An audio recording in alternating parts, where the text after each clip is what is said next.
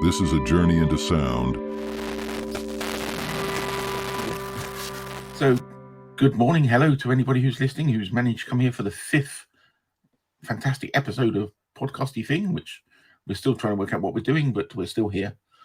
From me and both Alan from Alda's BookTube. Thank you for anybody for listening. Anybody new here, hello and welcome. And we will just ramble about things for the next hour-ish, or however long it takes. We'll model through. So, morning to you, Al. Morning. How you doing, mate? Not too bad. It's weather seems to have turned here. I had to put my heating back on, which is absolutely ridiculous because it was June. My house was colder than it was in the winter. So I sort of gave in and thought, that's it. It's because I live somewhere stupid. So that's the problem. But other than that, it's all fine. Just lots of rain this side. Lots of rain is there down there. Yeah, it's just been raining probably nine days out of 10. But it seems to have turned, as you were saying, just the last kind of 48 hours seems to be drying out now. Oh, we had a week of good weather, and then it's just sort of got colder, and that's it really. We'll see what happens. We probably had our summer now. Yeah, I'll say it's not really the summer in the UK yet. It's no. Usually 3 or 4 weeks, right? But what other time to sit inside and read a cozy book? Definitely. What have you been reading, man? I've been still Wheel of Time that I've just about nearly finished. On my not the whole Wheel of Time, the Eye of the World, obviously the first one. Yeah. Which I've just about finished. I've got the videos I've been doing on it. I've got one or two recorded. I'm in the middle of editing. One should be out Monday, and I've got probably the final one to do to go with that. Yeah. So that I've been doing that. Can I inquire as to a page number or? His page number is. What bits of paper is such a big book. I'm up to chapter 40, which is 595. Yeah, you're getting through it. So I've got about 300 pages left, which I should finish by tomorrow. Yeah. I'm going to sit down and make sure I do it because I want to start Roadside Picnic. Yeah. That's my plan. What book? Yeah. And the other thing I wanted some easy reading, so I'm just having a quick look. I'll be reading some Captain Britain and my collection I bought the other month, which is that one, if anybody's watching rather than listening, which is the one with the egg logo on it, which if anybody doesn't know, when it was released, it was the same time that they were doing a big campaign for the Egg Council. Yes, I think it existed. And they had a big lion brand, so Captain Britain's costume had a lion, and the original one had a lion on the front of it, so everybody used to call him the Egg Britain or something. So I've been going through those, and I read about 3 or 4 books of the John Marsden Tomorrow series because they're easy reads, and I wanted to be easy to read, and I've read them many times. Which I don't know if you know those. I don't. What's that one? It's like a space opera, is it? They are technically what do you count them as YA? I don't know because YA is not really a genre, is it? But they are sort of juvenile young books about basically people invading Australia. Because John Marsden wrote about 9 books, and they're actually pretty good. I think my wife put me onto them a while ago. There's 9 books in it, but I think the first 6 books are really good, and then it does get a bit annoying because the characters develop to a point, and then they seem to have sort of forgotten about somebody's PTSD and things like this that they had. But basically, this bunch of sort of teenagers go off on a camping trip into the bush. While they're in the bush, really at the back and beyond, basically somebody invades Australia, which they never say who they are, but you're assuming it's from sort of the Asia Pacific sort of area. Yeah. Basically, and they sort of fight back, but it goes briefly into why they were invading was the fact that they think that, this country's taking all the resources and such a big country with nobody there and things like that. But characters are good, pretty good books, quite easy. I find it quite easy to read. They get a bit brutal at some points, but I think it's the last 2 or 3 books. I only read up to book 6 this time because I just couldn't face the final ones because they've got when they rescue a bunch of little kids, it starts to get a bit annoying at one point. It sounds a bit like Red Dawn or something, but in Australia. Yes, it's like Red Dawn. It's written late 90s. It was right. It's well written. It's fun. It's not high literature. They're quite classics in Australia, I'm pretty sure.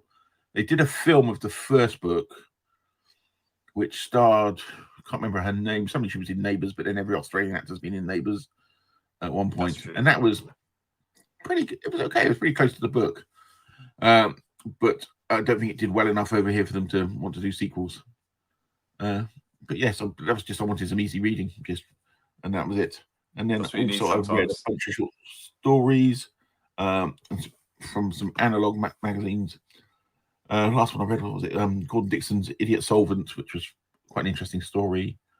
Gordon Dixon wrote the Dorsai series. Do you know the Dorsai series? Which is about a bunch of it, yeah. It's basically, I'm trying to think how many books it is. He never finished it before he died, but it doesn't matter because they're all self-contained. And it's about a bunch of a planet of people that basically their only way to make it in the galaxy is to make themselves mercenaries. Yeah, that's right. Like they hide themselves out, right? I remember. Yeah, I think Steve Donoghue did a review of the series. They're the best mercenaries out there, and he wrote those. And this is just a short story. It's got nothing to do with it, the Idiot Solvent. But if anybody's not read the Dorsai series, it's well worth doing because it's not. The way he does it goes through the morality of what they're doing, and like the ultimate thing is they don't want to fight. They want to stop people fighting because they know how bad war can be and how brutal it is. Yeah. But no, that's a series. If nobody's ever read it, worth looking out. And that's about it. Yes. So actually, I've read quite a few books. I've read about 6 or 7 books in the end this month, which for me is quite a lot. But I always worry when you reread the books, as much as you say you're not skipping over bits, whether because you know stuff's going on, whether you do go through it a lot faster than you would normally anyway. Yeah. Yes. So what have you read? Anything? I read Sharp's Prey. I can't remember if I mentioned that in the last video though. That's like the fifth Sharp book. It's meant to be another nautical book, but it doesn't really do much of the nautical stuff.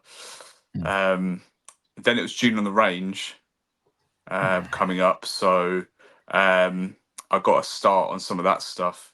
I read The Curse of Capistrano, which is like the first Zorro book. Yes, I've got a ebook version of that, and I really want to read it at some point. Yeah, it's good fun. It's a men's adventure. It's quite pulpy. It's not particularly long. I think it's less than 200 pages. Yeah, I mean it's funny. It's written, I believe, just to be a one-off. So it's got a complete kind of whole story arc. You know, it starts and ends, and you can't imagine there being a sequel. But I think because it was so popular, he had to kind of just go back to the drawing board and try to figure out a way to do sequels and prequels. Because obviously got made into a movie, The Mark of Zorro, and became really popular. But when you read it, it's its own thing, which was a bit of a shock. I spent most of my time reading Lonesome Dove because it's massive. It's like 900 pages. Similar to Eye of the World, really. It just goes on for a while. That was really, really good. I can see why everyone on BookTube talks about Lonesome Dove now, because it creeps up on you. It's one of those similar to, I suppose, like a Stephen King, where you spend so much time just spending time generally with characters, you don't realise that the story's going places and you're getting invested until all of a sudden you've read like 500 or 600 pages, and it literally you're like living the world with the characters.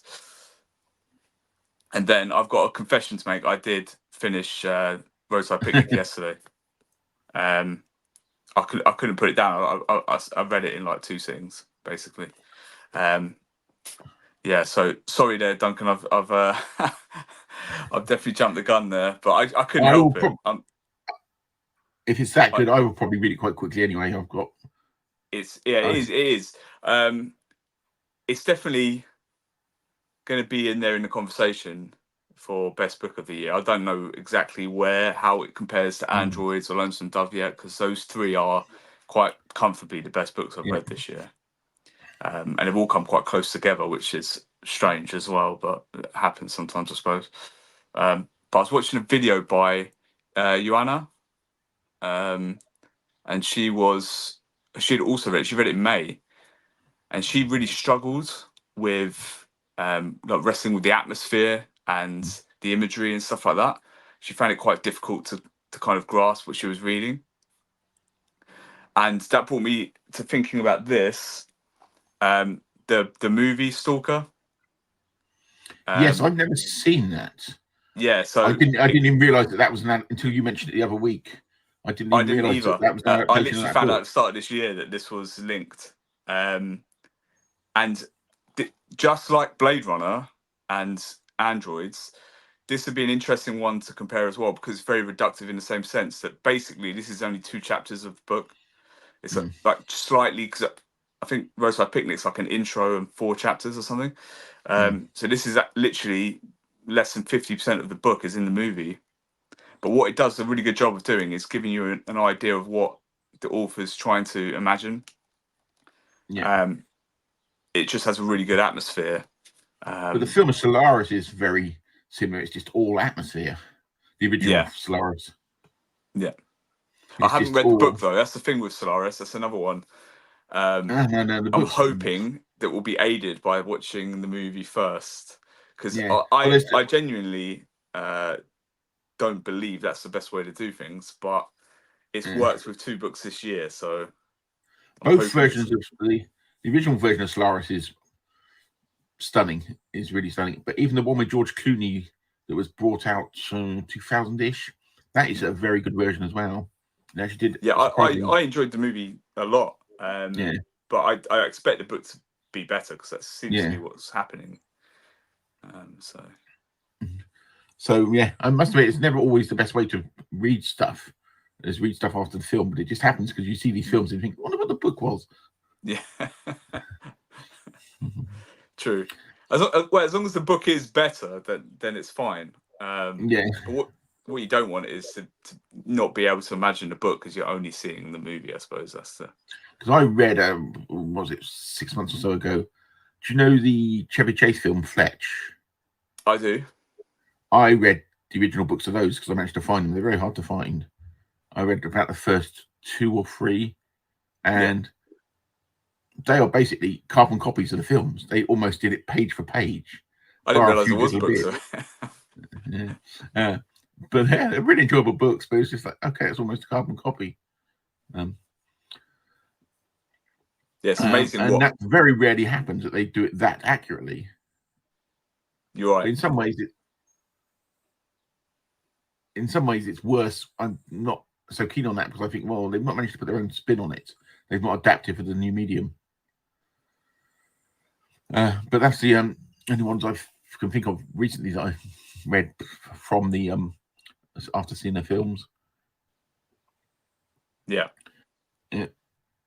So that's your reading. You've done. At least you kept up your thing of ridiculously big books.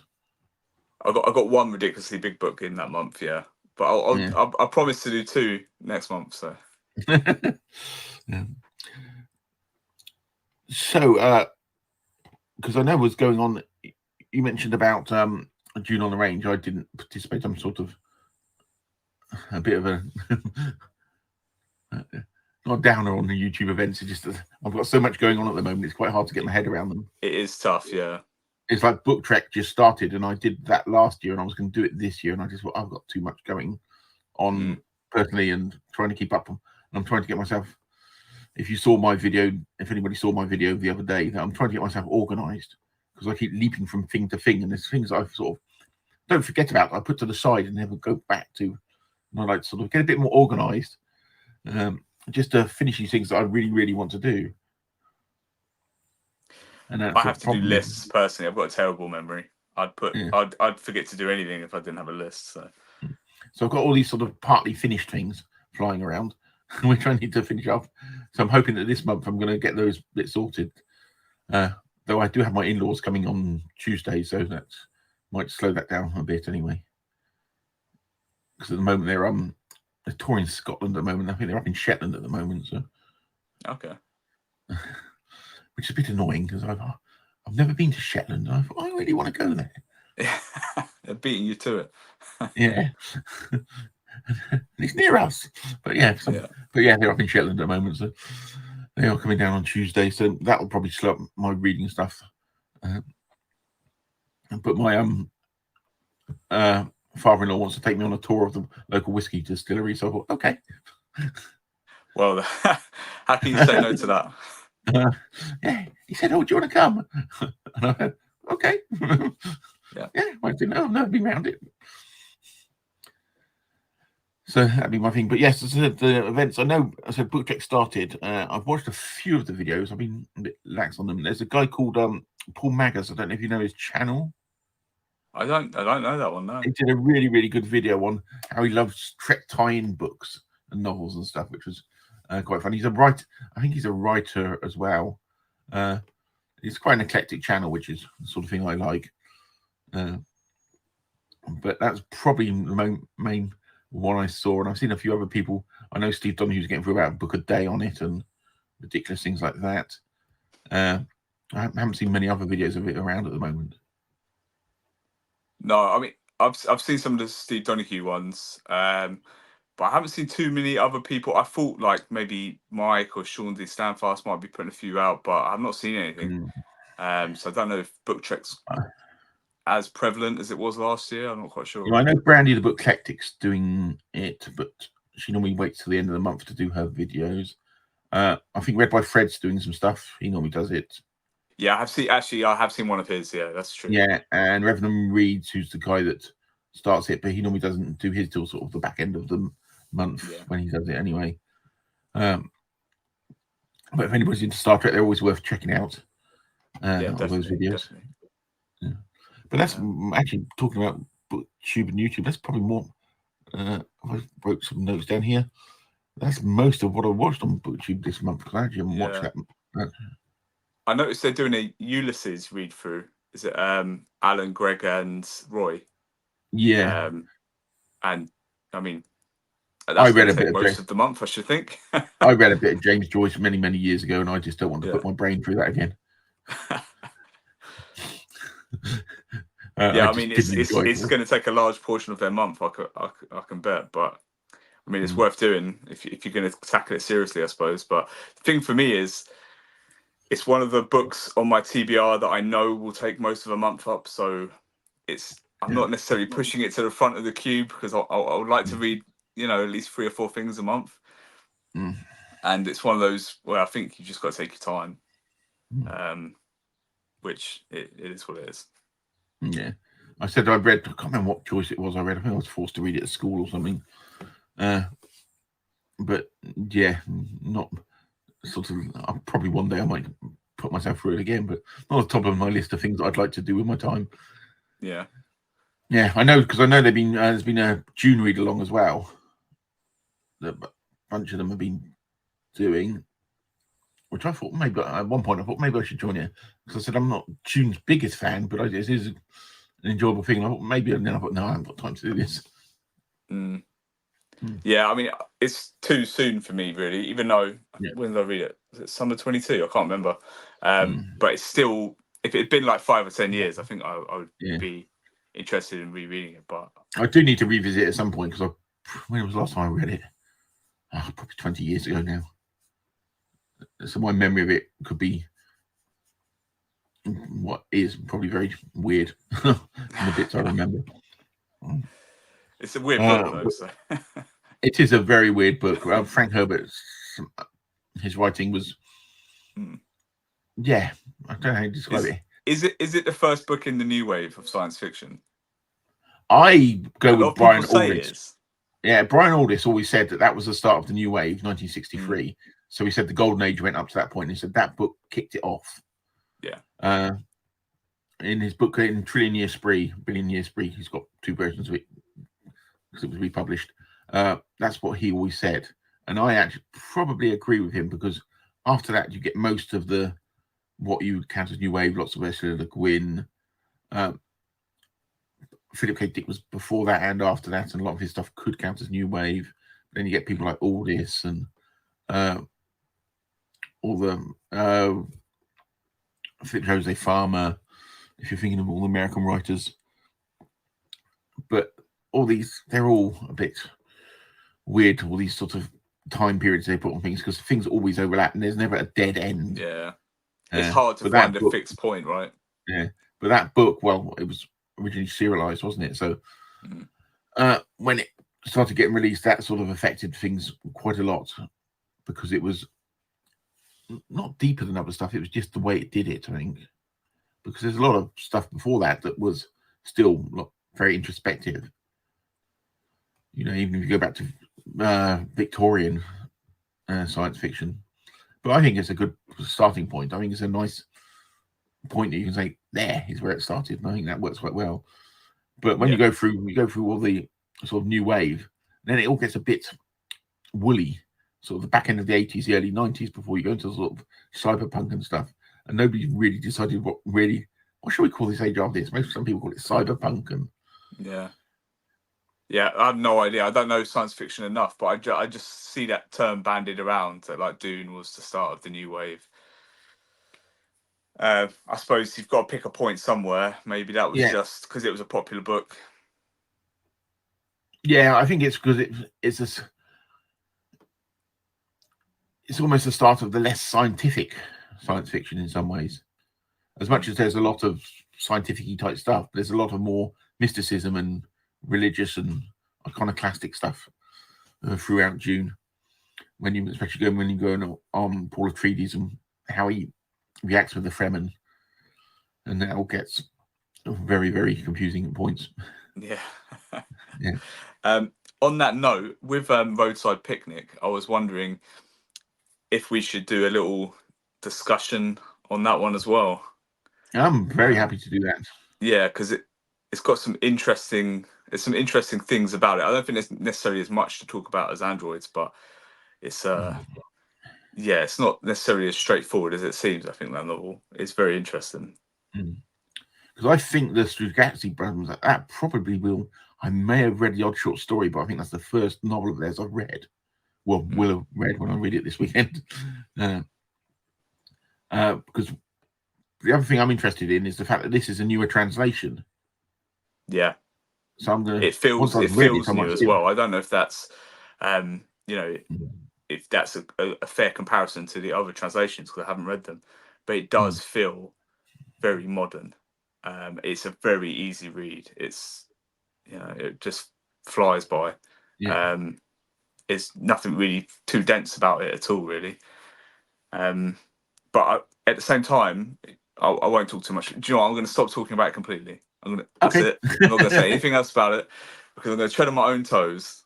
We'll do a video about it once I've read it. Yeah, exactly. Yeah, we'll arrange something. So keep your eyes out for that, anybody. It might get as bizarre and off-beaten track as our Androids one did. Yeah. So have you so it's in the books, but I'm sorry, I'm just checking my list of stuff. Watching, what have you been watching? I know I've got a list here.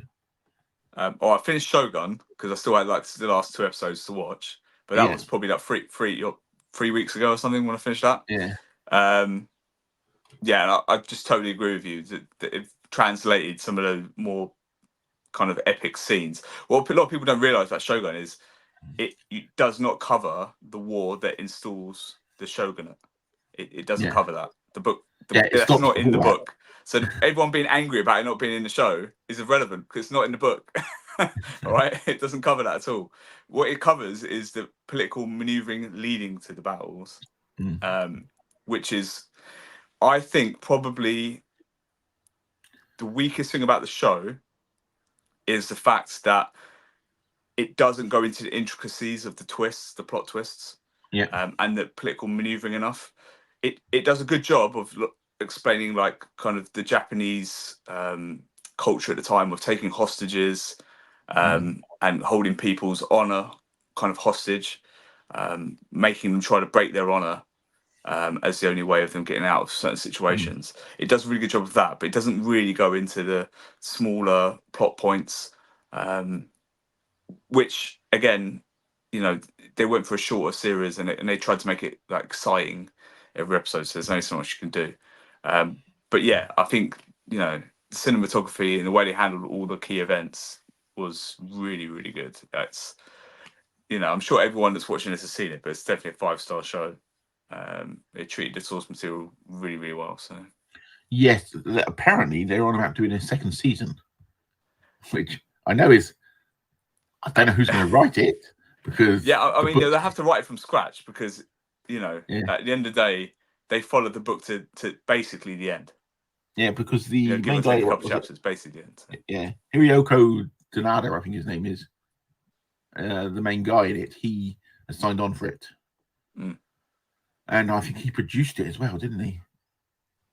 I'm sure I saw his name down in the producer. You tell me. Yeah, from what I remember. But the fact, if you ignore the fact there isn't the material there, plot-wise, yes, they could do it. It's just that they need some bloody good writers. I mean, Gaijin is a sequel to Shogun, definitely, but at the same time, it's also a sequel to Taipan, and they're hundreds of years apart. So yeah, unless you want to see people's grandkids running around doing stuff, So. Yeah, I think they're on about a direct follow-on to it, which would actually be the war, wouldn't it? So. Yeah, exactly. So, and that material's there. There are books on it. There are non-fiction books on it. It wouldn't be that hard for a good screenwriter to adapt, really. But you can't expect necessarily the kind of intricacy of dialogue and stuff you're going to get. Well, you got to think how long James Clavell must have taken to write that book. So to do something that dense to transcribe to the screen again. Yeah, but you haven't got the source material, so you've got to write it yourself. Well, this is exactly what happened with the Game of Thrones series. Yeah, in that last kind of 2 or 3 series, because they've run out of material. Were absolutely fine. They're good TV. It's still good TV. Like if you compare it to any other TV episode, there's no drop in quality. But the issue is the dialogue and character interactions compared to like the first 4 series. It's like night and day. Yeah. Which is, it probably will work better because it'll be like, oh, it's the sequel and it's completely separate. Maybe they can distance it enough, so it won't make a difference. But they will have that same issue. Yeah, my biggest thing with Game of Thrones, which I've not read the books, I own them, but I've just never got around to reading them. Was the fact that they built up the White Walkers as this big threat, and then you get to the end and you think, oh, is that it? When they, it's a funny thing, Duncan, because like. They're not built up as heavily in the books as they are the TV series. They're more of a background thing. 90% of the world just has no clue it's even happening. Yeah. And the few people that do know, it's very like it's a lot of mysticism and stuff, and a lot of lore and stuff like that. You very rarely get a chapter where you actually see like a White Walker or what's happening with the White Walkers. It just doesn't happen. It's much more almost like flavor text in the books. So the fact they built it up to be such a big thing in the TV series and then weren't able to capitalize on it was a bit weird. Because it did feel like that's what they were aiming for with the TV series. Yeah, I was expecting some big invasion and it's like, okay, was that it? Exactly. I still like Game of Thrones. I enjoyed it for what it was. Oh, it's a great series, yeah. Yeah, it's a shame they weren't, as I said, able to finish with the flair they started. Yeah. So, from the list you gave me, you're about halfway through Fallout. Yes, yeah. So it's not many episodes. It's about 8 episodes, is it? About 8, yes. They nobody doesn't. Yeah, I think I'm 4 or 5 in. Yeah, we're enjoying it. I've got 2 teenagers, and one of them's watching with us because they're age appropriate. I'm surprised it got a 15 rating though, that show, because the amount of exploding heads. There's a lot of exploding heads. Yeah, you wouldn't want to, have it after eating some seafood or something. It's. But I don't understand ratings anymore. They seem to classify things really weirdly. Yeah, I agree. It's bizarre. I think I blame 15 rating like that. I blame The Walking Dead, because when The Walking Dead hit TV, nobody'd seen anything like that on television, and then it just sort of after that, it just sort of all the rating systems went off and did weird things. Yeah, that's a weird show as well, because some episodes it's not too bad, and then some episodes are crazy. Yeah. But, I haven't watched any of the new Walking Dead series, so I've watched. Actually, have I? No, Fear the Walking Dead was the only thing we've watched as a companion. Actually, and we watched the one with the teenagers in it. What was it called? The one when they were living inside a really safe place, and then they went for a walk. The World Outside or something. Oh, I haven't seen it. No. Yeah, that was hanging I around on just watched the Amazon. mainline one and some of the Fear Yeah, the Walking Dead. and actually wasn't too bad. But because the other things I've watched recently, I watched finished watching Star Trek Discovery because I like Star Trek Discovery, but I must admit, didn't think the season it's the final one. I didn't think it wasn't as good as the other ones, but I enjoyed it, and they finished it off okay. Watch Masters of Air, which is fantastic. Okay, what's that? On Apple. That is basically it's like the third part from Band of Brothers. Then you had the Pacific, and this one's about a group of Americans who were based in Norfolk and flying B-17 flying fortresses over Germany. All right. And it said it's on Apple, and first couple of episodes it takes a while to get in because the characters are all over the place, but it's well worth sticking with because it is absolutely brutal. And then at the end, you've got a really good documentary on the real people and interviews with them and stuff. And it was absolutely brutal. They were going up there. There was one day they went up with 26 planes and one came back. They lost like 150 people in a day, and it's absolutely. And you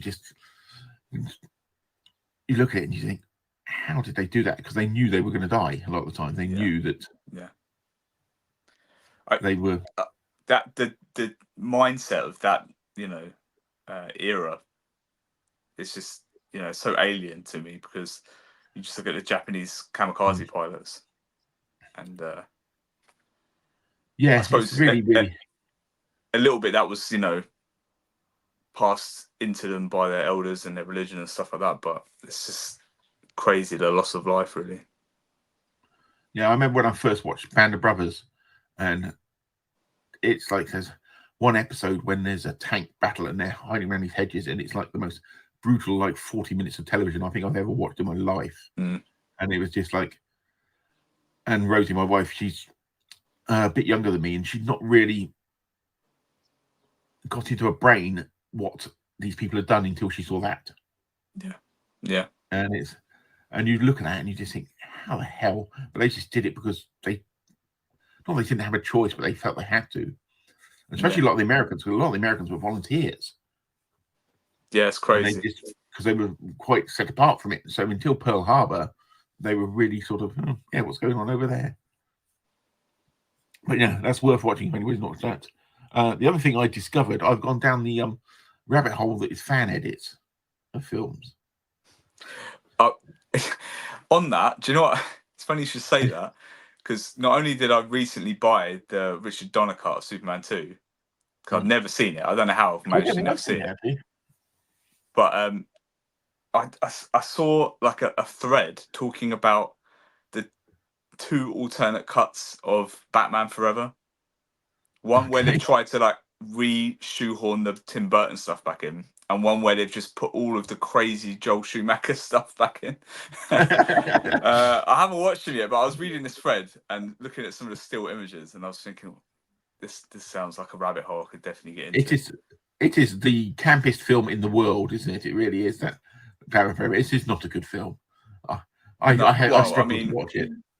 I think Batman and Robin took it to the extreme, right? They were like, right, let's just Adam West the life out of this. Yeah. But yeah, the weird thing about Batman Forever is it's like it tried to be serious and then just completely camped it up. So I don't know. It's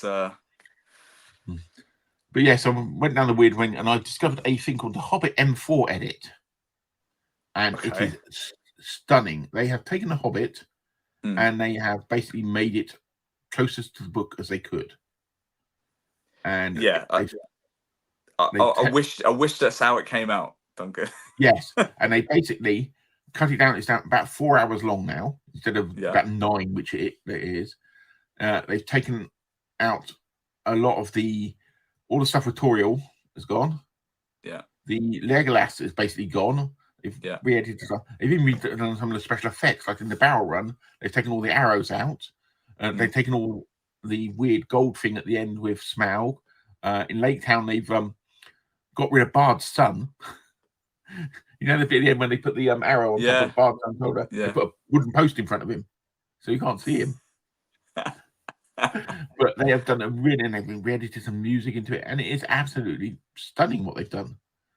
It really, really, I'm really impressed. They've changed the musical cues and where they have to. Somebody spent so much time re-editing this. Yeah, It needs doing though, because yeah, it's quite frustrating when someone gets 8/10 of the way to delivering what you need, yeah. and then just decides to go on a mad one, which Peter Jackson does. He absolutely does. With that series, he absolutely went on a mad one. But you watch it and you think, oh, this is what it should have been. But they've done such a good job. The editing is stunning, and it's all HD. And I said the thing with the fan edits, if nobody knows, the legality of it is sort of on the edge of it. But what most people say is, if you own the original copies, then you can download the new ones, which is probably fair enough. And most studios seem to let it go. There was one for Waterworld, Kevin Costner's Waterworld, which is a film that I actually really like because I'm a bit weird like that. I watched it again recently, and there's a Ulysses cut, which is about 3 hours long, which, or was it 3.5 hours long, which I've got, which is actually on the Arrow release video of it, DVD of it, Blu-ray of it, whatever. And it is worth watching. They do some good stuff, for sure. Yeah. And that was a fan edit, and they've now put it on the actual original on their Blu-ray release of it, and that is worth watching. And there's been a few cases like that people have done fan edits of stuff. And I loved Waterworld when it came out. I've rewatched it recently, and it doesn't hold up as well, but not because of the budgets or the sets or anything like that. It's really like, I don't know. It's a little too self-serious, I think. Yeah. Especially like some of the Dennis Hopper stuff. I'm not quite sure it works, but Ulysses cut puts a couple of extra bits in it that actually sort of make a little more sense. But it's overly serious, but it's worth it for Dennis Hopper just chewing the scenery. Which I'll watch Dennis Hopper do anything really. Yeah. But he is just mad Dennis Hopper stereotype in that movie, isn't he? Yeah, no. It's just like a complete madman. But I always like the thing that they use the tanker in it is the Exxon Valdez. And if anybody listening doesn't know, the Exxon Valdez basically on the coast of Alaska spilt a huge amounts of oil, and the captain of it, I think he was put up on charges, but in the film Waterworld, the captain is like their god almost of the Exxon Valdez that they use. You see his picture on the wall, and it's actually the real guy's picture they used. Oh right, I didn't know they did that. Yeah, which is there. But if you look at them there's a couple of making of documentaries of it, and they are really fascinating because it was absolute carnage. They were trying to film in the sea. They had this the place that they go and visit, they had a version of that in the middle of sea off of Hawaii, and it's like it was. Yeah, I mean the budget was crazy for that movie anyway, wasn't it? So yeah, it was absolutely Kevin Costner. It almost destroyed Kevin Costner's career, I think. Well, the thing is, he did The Postman as well, right? And that budget for that was huge as well. And I love The Postman, but I've never seen the film. I read the book. I like the book. I really like the book. But the book feels like almost two books. And there's a point in it, it goes a bit off in itself, but I always really like the idea of it. And I've been meaning to see the film. I didn't see it when it came out, and then through the years, every now and then I say, I must watch that, and I never get around to it. Yeah, it's a good movie. I wouldn't put it up there in my top Kevin Costner movies. It's no Dances with Wolves or it's no White Earp or anything like that. But it is very, very good movie still. So let's talk about movies again. Did you see the announcement about the Lord of the Rings, The Hunt for Gollum? Keeping on the Lord of the Rings. Nope. They are going to release a film called The Lord of the Rings, The Hunt for Gollum. That's all we know. Basically, anybody knows of it. But The Hunt for Gollum is mentioned, I can't remember in which book, and it's about 10 pages long, which is when Aragorn's trying to track down Gollum. Yeah. But also, there is a fan film that somebody did on that I think is on YouTube somewhere. I've not seen it. But the rights for Lord of the Rings is like all over the place, because then you get the Rings of Power, which I think season 2 is coming out soon, which is using little bits from the appendices, and it's sort of got to the point knows who owns what bit. And yes, so it's difficult, isn't it? Because obviously, was it Amazon? They have the rights to use the appendices and stuff like that. yeah, But yeah, I just don't understand how they're going to turn it into a movie unless it's literally just following Gollum. Because yes, Aragorn is tracking Gollum, but he loses him in the Misty Mountains, doesn't he? yes, from what I remember, yeah. So, and then obviously, yeah, he's picked up, and is he taken to Minas Morgul or Sirathungol or one of those? Yes, one of those he's taking because he's tortured. Yeah, but I don't see how that's going to be more than about 40 minutes of footage, really. But yeah, I don't know. Yeah, they just want to make. They just want to make. They just want to make lots of money off of Lord of the Rings, I think, just because it's a known quantity. Talking about the making of a movie, Duncan, you should get down a rabbit hole and look into the making of Stalker, because if you want to talk about a crazy making of a movie, this probably takes the biscuit. You know, basically killing your cast and crew to make a movie, effectively. Is it as crazy as the Apocalypse Now one then? Yeah, probably crazier actually. Okay, yeah, it's crazier than that. I do love Apocalypse Now though. I need to go back and rewatch that because they brought out that new edit, didn't they? Oh yeah, no. The problem is they sort of did a redux and then they did a redux of a redux, and I just think it's a long enough film anyway. I'll stick with the original version. Great film. It's a great film. Yeah, because there was another. There was Alien Romulus trailer I caught the other day, which I'm not sure is a series or a film, but basically it just looked like a film trailer, but I'm not sure. It just looked like a film trailer. Yeah, but it just looked to me like they weren't doing anything different with it. But then I was the person who liked Prometheus, so yeah, I would like something a little bit further away from. Yeah, it looked to me that a little like Prometheus, a little bit more sci-fi, a little bit more high concept. Yeah, because the problem is with that. From what I saw, it's very hard to judge a film from a trailer anyway. But from the Romulus trailer, it just almost looked like clips from the original film.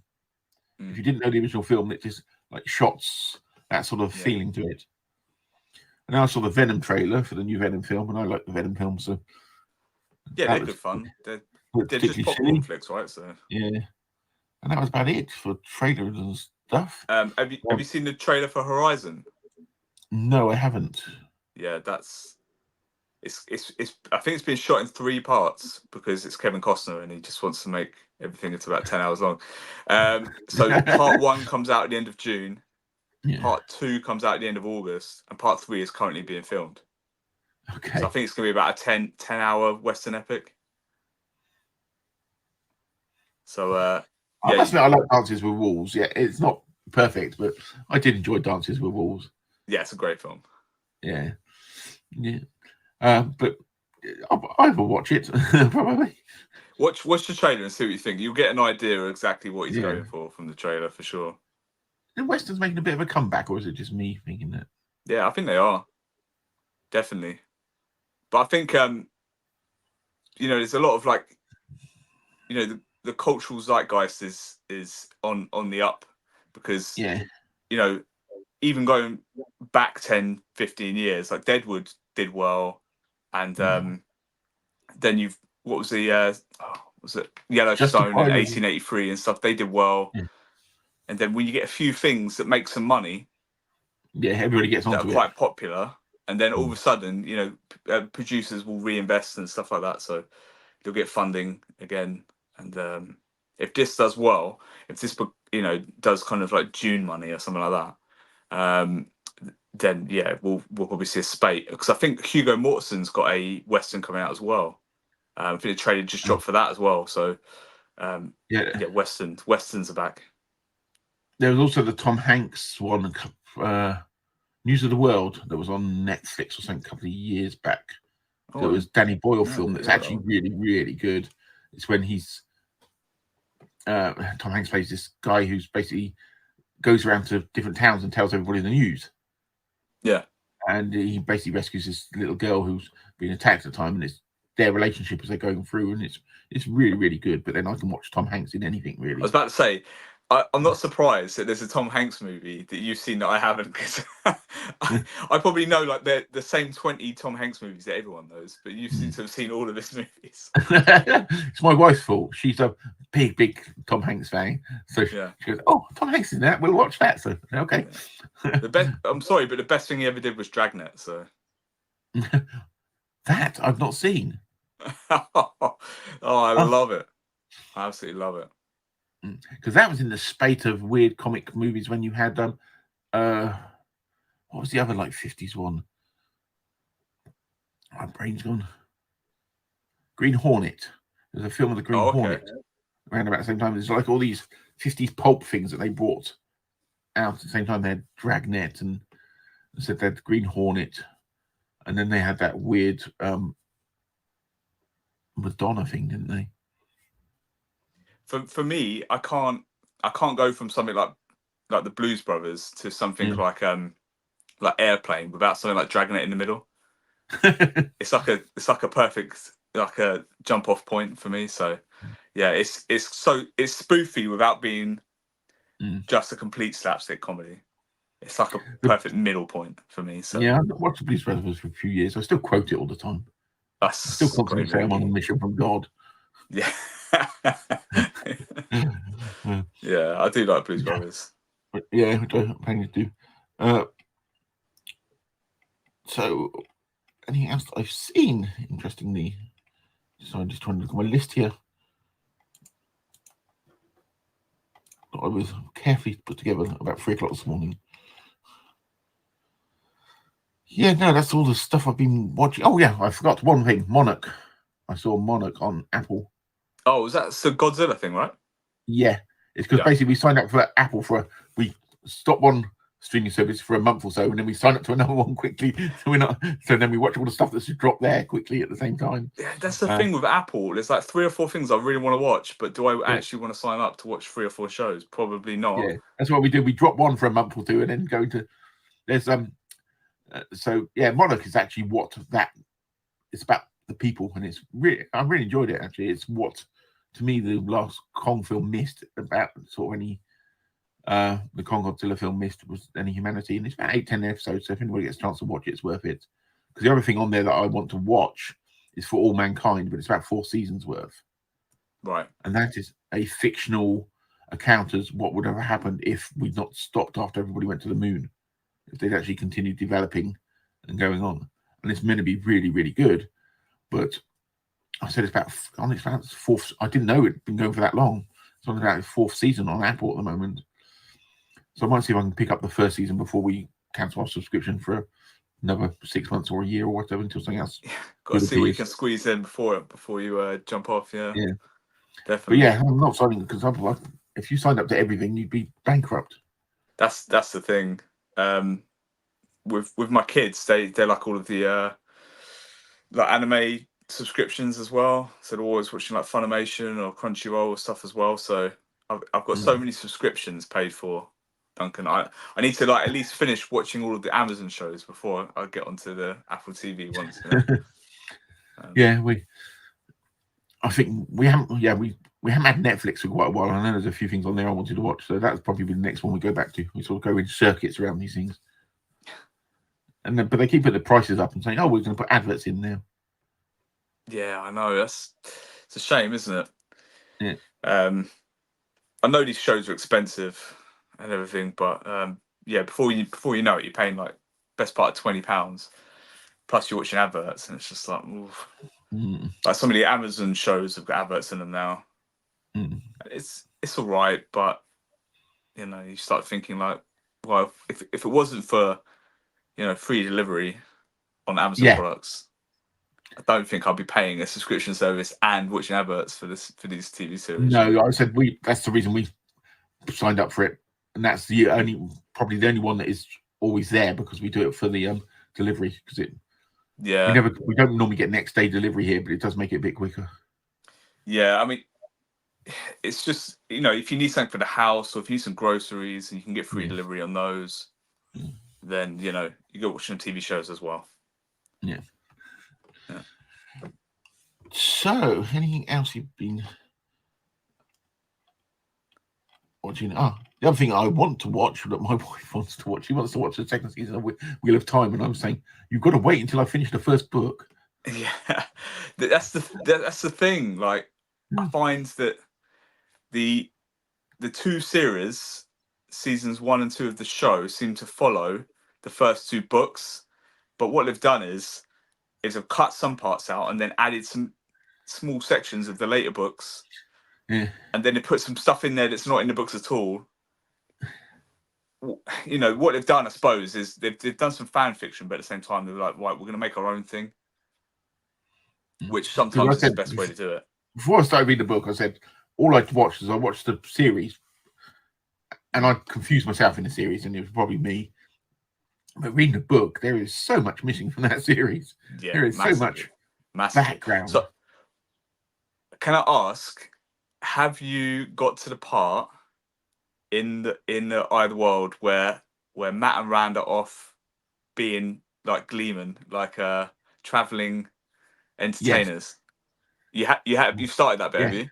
Yes. That's my favourite section of the book. Like that whole storyline up until where they get to Andor, is it? Or when they get split up? I can't remember. That section is my favourite part of Idleworld. I could go with, if they just made a book on that would have been perfect. Yeah. I find it interesting is so when I was the video that I'm going to drop on Monday is the way it follows the Fellowship of the Ring quite closely in the plot points, but it does it very differently. Yeah. Like you have the going across on the bridge, and then you have all these you're right, like the pursuit where like Moraine saves them at the crossing, at the water, and then we get the party gets split up, but obviously that's like at the end of the Fellowship, whereas they do it in like in the middle. Because I know I read around. You're right, it is. But Jordan did it on purpose. From what I read, he did that on purpose as like, this is my almost, I will start this first book off and I will almost pay tribute to Tolkien, because Tolkien is the master of this. He started this, but I will put my own spin on it. And it does feel like that. And there's, nobody, and there's plenty of books out there that do the same thing, that follow a very similar journey, because it's quite if you're going to start off a story, having people leave somewhere that they're secure and then go off to there makes perfect sense, because you want to put them then out of their comfort zone. Yeah, I've got to say as well, because I've been quite annoyed by many big and famous booktube channels recently, where they are saying that Tolkien was influenced by or wrote parts of his book based on other books that came out before Lord of the Rings. And what a lot of people don't understand is, yes, Lord of the Rings didn't get published into the 50s and The Hobbit didn't get published into the 30s, but this guy was writing Middle-earth in 1914. Yeah, he began writing these books in 1914. He sent bits to his son in the war.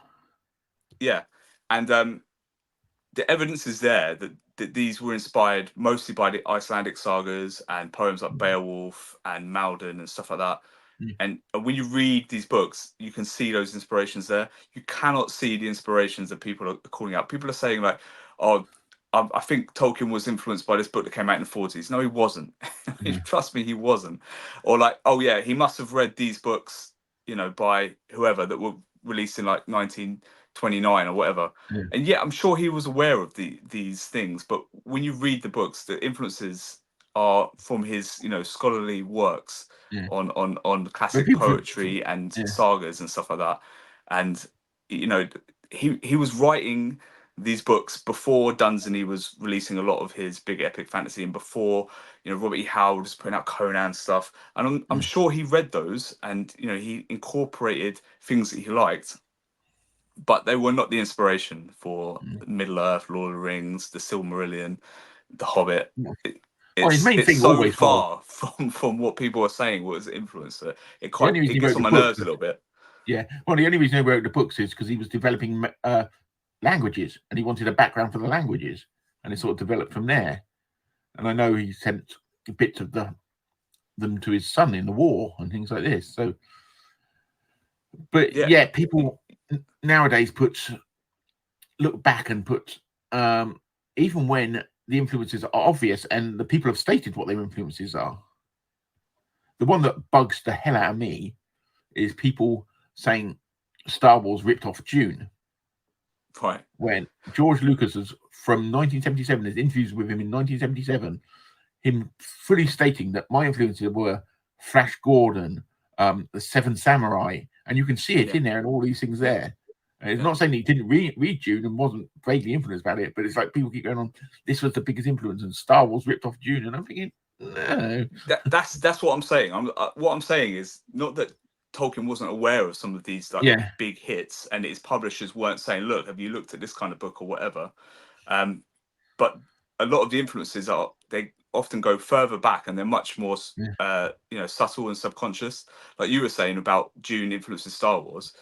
Well, we all know that Seven Samurai influenced Star Wars, and Seven Samurai, or generally all those movies were influenced by Shakespeare. So you really what you're talking about at this point is like, well, Shakespeare's influences everything. So how far back are you going to go? What are you going to say that everyone's like you can't take these things in isolation. No one's got any inspiration because everyone takes from Shakespeare. So you can't take these things in isolation. Like I said, going back to the Wheel of Time, Michael Jordan was the basketball player. Sorry, Robert Jordan basically stated that yes, this was influenced by the Fellowship of the Ring, and that's what he wanted to do. But there's a difference between influence stuff and totally ripping it off, because it is very, very different. The way it feels a lot more real. It feels a lot more,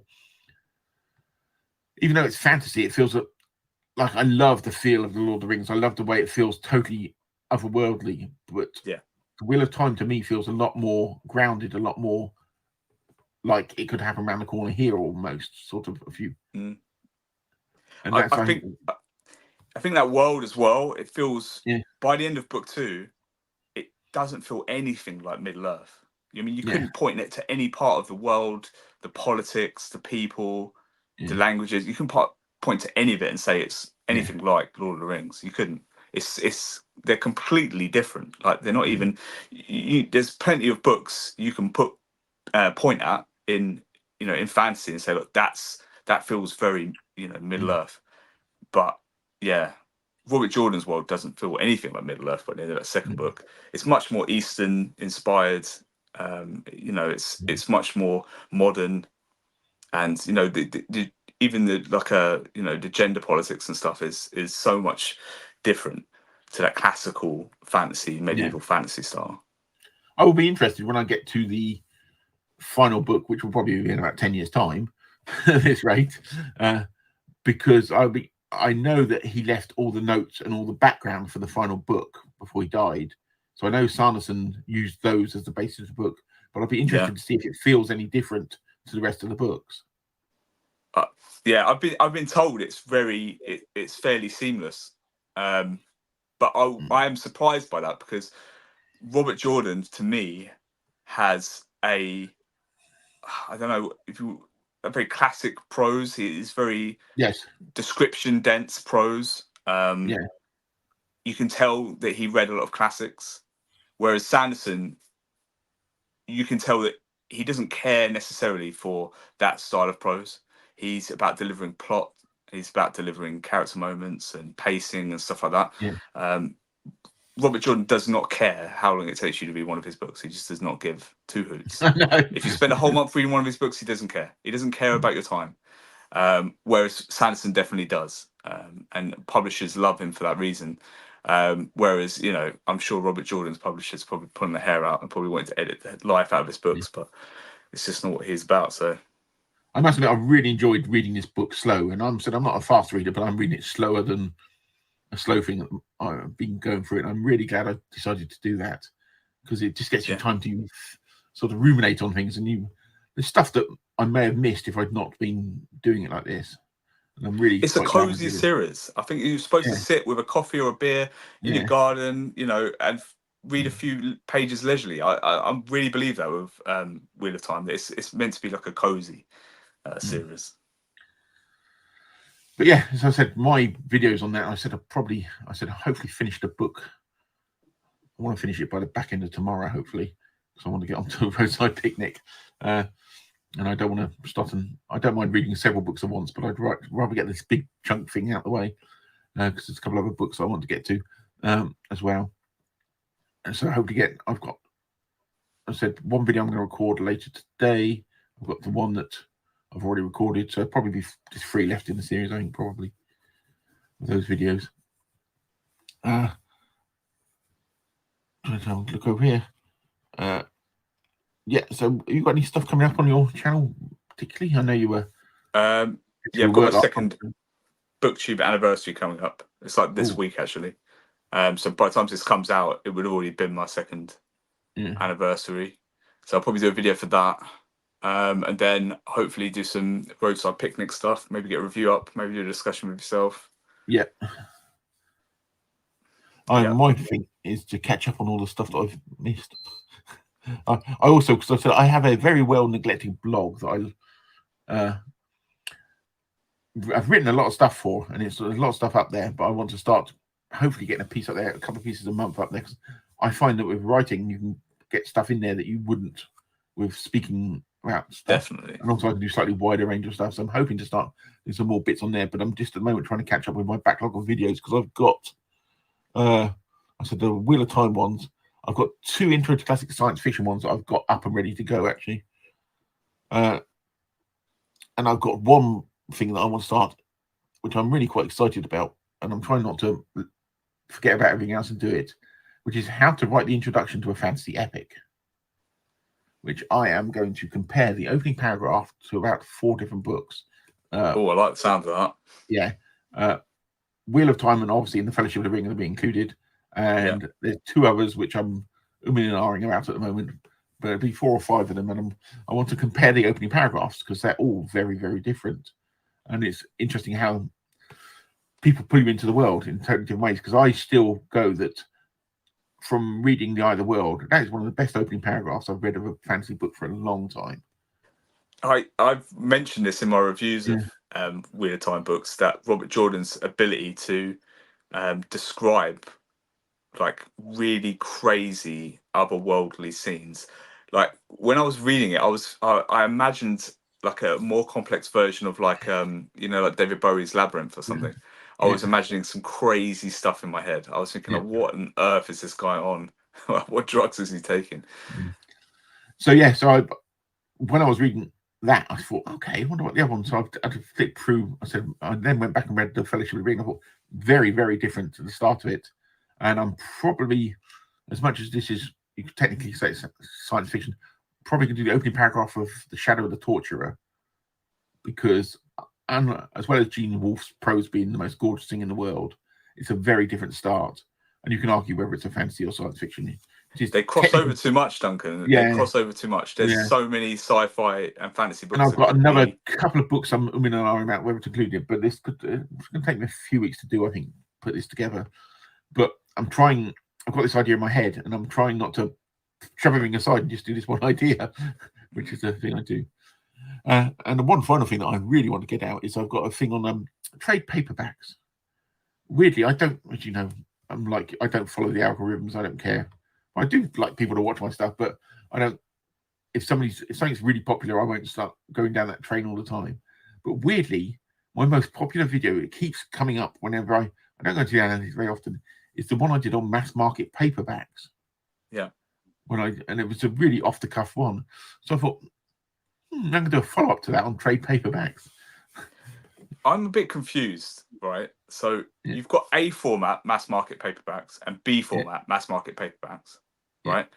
And then trade paperbacks seem to be in 2 formats as well. So there's like the Lonesome Dove I held up. That's like bigger than normal B format. Yeah. But it's not as big as like those American style floppy trade paperbacks. So it's gone from it went a bit, especially in the UK. America's always done a big thing on trade paperbacks compared to the UK. But originally the idea was it was literally the hardback book in a paperback thing to send to reviewers and publishers. That's literally what it was. Yeah. And then they started selling them and doing them. And I think when late 70s, early 80s, to me, all books were just like a normal standard paperback size like that. Yeah. That's what all books were to me. All paperback books were. And then all these other sizes, trade sizes, started creeping in, and now no two books are the same bloody size. No, I mean there's obviously dozens of sizes, but there's 4 main ones that I've identified that are still popular, and it massively changes the reading experience, like hugely. Yeah, I'm not a huge. Sometimes I'm not a huge fan of like trade paperbacks. I've got the bunch of original Tolkien's, the like Unfinished Tales and Farmer Jars of Ham, all of those in the unicorn versions, with some great artwork on it. And they were like the first ones I got that were really sort of trade paperback styles. I've had those for years. But then sort of after that, everything went, it went mad with book sizes, and everybody started to invent sizes, and it's really annoying. Stick to something, people. But it's quite, and the really weird thing is, if you look into trade paperbacks, is comic wise, they literally stole the idea. Like the trades of which is technically a collected bunch of comics into what they now call a trade paperback. Basically the comic people like the name. They took the name, and they so trade paperbacks in comics doesn't really represent the same thing as it does in books, even though people use it interchangeably. There's a great bit on trying to think the website, there's that comic website, I can't remember it off the top of my name, that did a great article on how they basically stole it. And I think said if I do the video I'm going to do, I will probably mention it, and I'll probably link to them as well, because it was really quite eye-opening how Marvel and DC started getting into trades. The big one that did it was The Dark Knight Returns. Right, yeah, that was a big one to get released in that sort of size format. And that was a big one that made it now, because they used to be didn't used to do huge amounts of them, and then they just suddenly went sort of mad with everybody else and started publishing the stuff. But I've got annoyingly, I've got Nightfall in the original graphic novel size and print style, and then in the trade paperback, like the newer trade releases. And it's really like jarring to see the 2 different styles next to each other. It's nobody can decide. I think they play around with what sells better. And from what I was some author I follow was saying that when your publisher comes to you and says, not only do you pick this and this, what size do you want it? So some of the authors will also get a bit about what size they do things in. I'm a complete heathen when it comes to these things. I like my favorite format, I think, after A format mass market, is probably those like hard backed board hardbacks, with no dust covers. I absolutely adore them. I don't care if they're cheaply printed. The size and format, the font, everything works for me perfectly. So I absolutely love them. SF Masterworks, they did a bunch of they did Man in the High Castle, which I have hardbacks, but they didn't do many of them, which is really no. They did Dune as well in that format. Because the actual printing on I find the ones with yellow spines, the later ones, I find the printing isn't particularly brilliant on them. Quality of the printing on them isn't the best. But there needs to be more of those, which are like the same size as a paperback book, but just with a nice hard cover on them. That's why so it's ever so slightly bigger than a B format, but it's just presented a little nicer. It's a little bit more hard wearing, and I don't know why. I just love those hardboard hardbacks. I'm sure that is the least favorite format that's ever been listed, but I just absolutely adore them. I've got a bunch of like Joe Abercrombie ones. He did a bunch in them. Stephen King did a bunch in that style as well. Yes, whenever I see them, I have to buy them. You also said actually when we were talking over email, you picked up a bunch of Heinlein. Yes, one sec. These are all in awful condition, but I'm just going to drop them all over the place.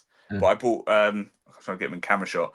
Like 13 Heinlein books. A couple of them I already had, but it was, Stranger in a Strange Land, The Day After Tomorrow, Starship Troopers, Man That Sold the Moon. There's just loads and loads. The Moon is a Harsh Mistress. Obviously, I already had that. but they were just cheap. They were less than £2 a piece, I think. So just someone was getting rid of their collection, so I just decided to buy it off of them. It was As long as you haven't got I Will Fear No Evil there, that's fine. Yeah, that is just the weirdest book ever. It's I'm always convinced that Heinlein lost it a bit towards the end. He did some good books towards the end of his life, but every now and then there's some weird stuff in some of them. And I said, I Will Fear No Evil is a book that I've read once and don't ever really want to read it again. It's I got it out of the library, I think, as well. I think I was too young to read it at the time because there's some weird sexual content in it that was just really, really strange for me at the time. And it scarred me. But I do like Heinlein. But he's variable. To me, he's a lot more variable than some of the other sort of ones from that period of time. You know, like for me, Asimov is incredibly consistent throughout his life. Whereas Heinlein, I find, goes sort of up and down, and he does some really stunning stuff and other stuff. You think, okay. Yeah, I mean, he wrote a lot of books over over a period of time, so it's probably not the only author like that. Yeah, true. You can't be top of your game all the time, and that's the thing, isn't it? But yeah, I said my books. Said I did a video the other day of all the ones I picked up last month, which is probably more than I normally would. One book I forgot to put on there was actually a Kindle book, and I don't normally buy Kindle books. But it was one about the history of dinosaurs, which cost me. And I saw, and I thought, oh, that was quite interesting. So it's just a non-fiction book about the history of dinosaurs. I've read a few of those before. I thought, I like dinosaurs. It's 99p. Who doesn't like dinosaurs, right? Yeah. But it's weird because it got me thinking about how can they afford to sell these books at 99p? Who is losing out on this? I think it's got to be the print business is the one losing out, right? Because if people are just downloading your book for 99p, they're not going to go out and buy it for £20. Yeah, the author's not going to get much off that. It's just like that's the thing. I think it's a good revenue stream for someone that has, it's an estate maybe that controls the books now because the author died, or it's someone's first book and they just want people to get in front of the work and read it and stuff like that. But if it's not those two cases, I don't think it's a good way to promote a book, to sell a book. I think it's bad. If I'm gonna be honest, it's just bad. Yeah, because I said I don't buy. I think that's probably the first Kindle book I bought for a couple of years. Because most of if you look on my Kindle, most of it's all stuff from Project Gutenberg and things like this, random things like that I've got. But it's all a bit. The publishing industry really doesn't. I don't think it knows what it's doing at the moment. No, there's too many like videos and sites that are just like here's how to download books for cheap or free, or here's this is a way to read for the rest of your life without buying anything or whatever. So I think with all the arts there should be a way to protect them, so people who are artists have the way to make art for us to consume, and they don't have to worry about paying their next bill. Whether that's making movies or music or writing books or whatever it is, plays and poetry. There should be a way for them to, be able to sell their wares and create more art without having to worry about, you downloading all their stuff for free. I think it annoys me. And, I don't want to get, BookTube's a really lovely place and everyone's really nice to each other, and I don't want to go on a crusade attacking channels for putting these videos out there, because they make lots of views for these channels. I understand a lot of people are interested in downloading movies and books and stuff for free, but I'm not going to sit back and also say that I'm happy with it, because I'm not. No, because then you get down the rabbit hole of AI, which really isn't AI, but that's another argument for another thing. It's not. It's just using everyone. But I follow on some social media thing David Gerald, the writer, who wrote a Star Trek stuff, and he's been recently sharing lots of pictures that are AI pictures. And somebody called him out on this, saying, okay, so you're using all these AI pictures. And so artists have had their work skimmed, because that's the way they do it. They skim off the styles for this, and there's no agreement in to pay these people now. Would you like the same thing to happen to your writing? And his defense was almost, well, AI is going to happen. It's going to be here, so we might as well accept it and work with it. And I thought, that's just absolute nonsense. Yeah. Do you know what I mean? That's absolute nonsense. That's like accepting, we're going to accept, world poverty or something. Do you know what I mean? Yeah. It's like, it's here now. Let's not try to fix it and feed people. I think you need to. Deforestation is a real thing. Let's just accept it. It's yeah. like, it's not going to disappear, but you need to find a way to pay the artists work who are being styles and stuff are being skimmed off to make these things learn. It's just, I thought, it comes down to a lot of these things when you just roll over and accept these things, like, it's just the way the market is now, or just if you don't stop and fight for things, it's just laziness. It's just laziness at the end of the day. But for somebody who was an artist himself, a writer, I just found it a weird point of view. And he said, but there's been a bit of a bun fight of him arguing with people on there. So I just thought, I didn't comment or anything, but I just thought, you've made your argument for it is a bit, suspect. But let's try not to rant. Let's try not to rant about that. We don't want this to be the angry men podcast, where we just come on and rant about stuff. Like, it's a nice booktube community, and then it's just us two in the corner ranting and shaking our fists at people. But yes, let's finish on something nice. What have I got? What have I not mentioned yet? I was going to mention my little list here. Book-wise. Oh, yes. I am trying. I don't know how I'm going to do this. I want to, in August, read a lot of weird King Arthur stuff. Okay. There's plenty of it, so... Yeah. But I'm talking about things like... I'd relate Captain Britain to that because of King Arthur. Right, okay, yeah. So stuff that's influenced... And a lot of influence. Not directly... And I've got a trade up a while ago, Knights of Pendragon, which has got the Union Jack and stuff in it, which is very well influenced by it. But also some of the original stuff like Mallory's Arthur and that. So I thought I've been meaning to do that. So I don't know how I'm going to work it. I've also got a book. They made a film of it, basically about Celtic stuff that was Roman stuff to do with Arthur. I can't think of who wrote the book. I picked it up last year. Anyway, my brain is full of holes. But I was trying to work on a way of doing this without totally destroying all my reading that I want to plan for this year. But that is I have this idea in my head. So that is what I'm hoping. Yeah, I mean, it sounds interesting. It's certainly a niche. It's a niche of weird offshoot Arthur stuff. So I think probably what I'm going to do is do 3 or 4 videos just on certain stuff, and not have it as a whole month for me just reading Arthur stuff. I think that's probably the best way to do it. But I've been thinking about it for quite a few months, thinking it could be quite interesting because there's loads of stuff so influenced by it. There's a huge rabbit hole to go down to. You could spend years exploring it. I'm sure some academic has at some point. Oh, definitely. It's one of the original tales, isn't it? One of the original stories. So yeah. That's probably where Tolkien stole his ideas from.